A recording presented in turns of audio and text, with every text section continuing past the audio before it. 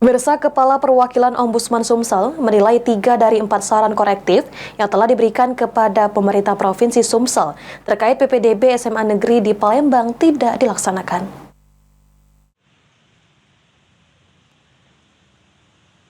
Berdasarkan temuan Ombudsman RI Perwakilan Sumsel, penerimaan peserta didik baru atau PPDB SMA Negeri di Sumsel, khususnya Kota Palembang, telah terjadi maladministrasi yang diduga dilakukan oleh PLH Kepala Dinas Pendidikan Sumsel.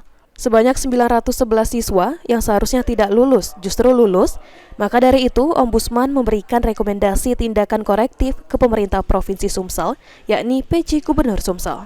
Kepala Perwakilan Ombudsman Sumsel, M. Adrian Agustiansyah mengatakan, Ombudsman memang memberikan waktu kepada pemerintah Provinsi Sumsel untuk menindaklanjuti saran korektif, namun pihaknya meminta untuk saran 1-3 harus dilaksanakan sebelum tahun ajaran baru dimulai, atau pada tanggal 15 Juli kemarin. Maka bagi Ombudsman Sumsel, saran korektif nomor 1-3 tidak dapat dilaksanakan oleh pemerintah Provinsi Sumsel, karena saran korektif tersebut tidak mungkin digantikan dengan saran korektif lain, terutama untuk 911 siswa yang tidak lulus tetapi dinyatakan lulus.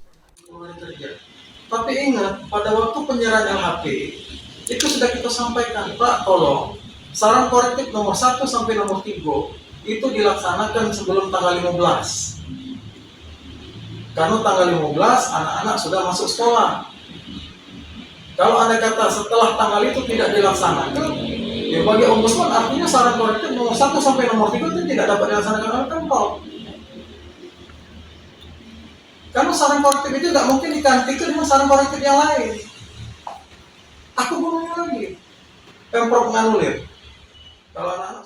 Ditambahkan Adrian, pihaknya membangun kesadaran kepada instansi terlapor bahwa apa yang dilakukan oleh Ombudsman ini demi kebaikan bersama. Ilham Wahyudi, PAL TV.